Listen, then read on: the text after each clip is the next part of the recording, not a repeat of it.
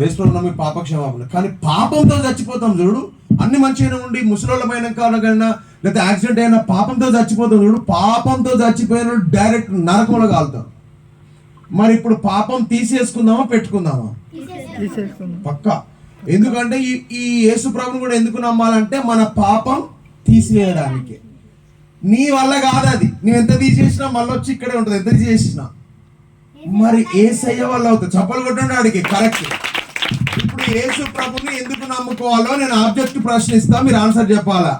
వెంబడే చెప్పొద్దు, వచ్చిన వాళ్ళు చెప్పాలా. యేసు ప్రభును దీని కొరకు నమ్ముకోవాలా. ఏ, రోగాలు పోవడానికి. బి, అద్భుతాలు జరగడానికి. సి, డబ్బులు రావడానికి. డి, పాపం పోవడానికి. ఏది కరెక్ట్ రా?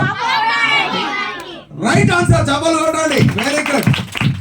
ఇప్పుడు యేసు ప్రభుని ఎవరైనా ఎందుకు నమ్ముకుంటారు? వాళ్ళ పాపం ఎట్లా పోతుంది? బాగా 10 సార్లు పేయి కట్టుకుంటా పోతా. నవ్వుతారు. కరెక్ట్. ఎవరు ఎప్పుడు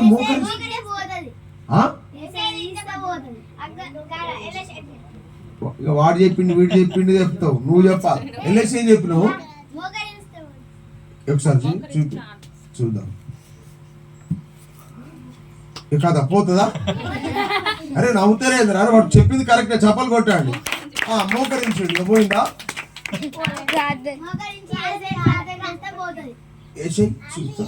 మోకరించి నవ్వకండి. వాడు చేసింది కరెక్టే.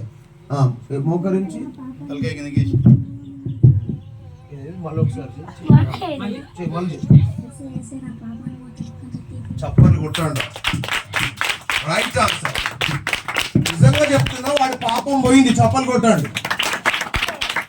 ఎవరైతే అట్లా మోకాలు వంచి యేసు నామంలో పాపం తీసేయమంటారో వాళ్ళ పాపం ఖతం. అంతే. మళ్ళీ ఏ బుద్ధి కూడా కాదు. నిజంగా తీసేస్తే ఒప్పుకుంటే అంతే తప్ప నా పాపం పోవాలంటే గోడ దగ్గరికి పోయి ఇట్లా ఇట్లా రుద్దుకుంటానా లేదా పాటలు పాడి అంటా అంటే పోదు. మోకాళ్ళు వంచి మన పాపాన్ని మనం ఒప్పుకోవాలి. బైబిల్లో ఆ మాట ఉందిరా, తన పాపములను ఎవడైతే ఒప్పుకుంటాడో వాని పాపాలని కూడా దేవుడికి అడిగేస్తాడంట. మళ్ళీ దీని దగ్గరికి రావు. ఇప్పుడు పాపం ఒప్పుకుందామా కప్పుకుందామా? ఒప్పుకుందాం. ఎందుకంటే యేసు ప్రభు వచ్చిందే మనుషుల పాపాలన్నీ. బా చప్పలు కొట్టుకోండి రా. Very good. Right answer. దేవుడు మిమ్మల్ని దీవించింది కాక ఈ సమయంలో మీకు ఫోటోల కొరకు అది ఇస్తాం. మీరు ఫోటోలు దిగాలి. దాని తర్వాత బయటకు వెళ్తారా స్పోర్ట్స్ మెటీరియల్ ఇస్తాం. దేవుడు మిమ్మల్ని దీవించింది కాక. ఇప్పుడు మరొకసారి అడుగుతున్నా, యేసు ప్రభు మనకేం మేలు చేస్తాడు? పాపాలు ఇస్తాడా పాపాలు తీసేస్తాడా? పాపాలు తీయాలంటే మనం ఏం చేయాలి? ఎవరికి ఒప్పుకోవాలి? ప్రభుకిరణతో ఒప్పుకోవాలా యేసు ప్రభుతో? వింటాడు ఆయన పక్క. నువ్వు చిన్నగా మాట్లాడినా కూడా వింటాడు. నువ్వు అడగగానే నీ పాపాలన్నీ. రైట్. God bless you. ముఖ్యంగా హ్యాండ్ వాష్.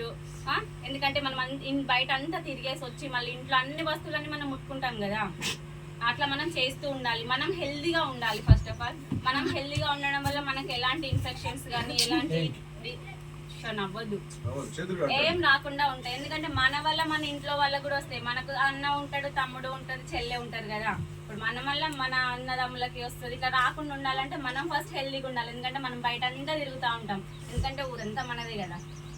కాబట్టి మనం అంతా తిరుగుతూ ఉంటాం కాబట్టి మనం ఫ్రెష్గా ఉండాలి. మనం నీట్గా ఉండాలి. మన చుట్టుపక్కల కూడా అన్ని అమ్మ వాళ్ళు ఒక్కొక్కసారి తెలియకుండా ఎక్కడ పట్టి అక్కడ డస్ట్ వేస్తూ ఉంటారు కదా. ఆ డస్ట్ కూడా తీసేయమని చెప్పాలి. అక్కడ వేయొద్దమ్మా అని చెప్పి. ఎందుకంటే వాళ్ళకున్న కంగారులో వాళ్ళకున్న అంటే వేరే పనులకు వెళ్ళే తొందరలో ఎక్కడ పట్టి అక్కడ డస్ట్ వేస్తూ ఉంటారు. కానీ అట్లా వేయొద్దమ్మా అని మీరు చెప్పాలి. ఎందుకంటే మీరు స్కూల్కి వెళ్తున్నారు కాబట్టి. చెప్తారా? చెప్తా. ఎంతమంది చెప్తారు? చేతులు లేపండి. Very good. అందరూ అట్లనే చెప్పాలి. మమ్మీ వాళ్ళకి మన చుట్టుపక్కల మంచిగా ఉండాలమ్మా, మనం ఇంట్లో నీట్గా ఉండాలి అని అందరు చెప్పాలి. సరేనా? చిన్నపిల్లలు మీరందరూ కూడా చెప్పాలి. ఓకేనా?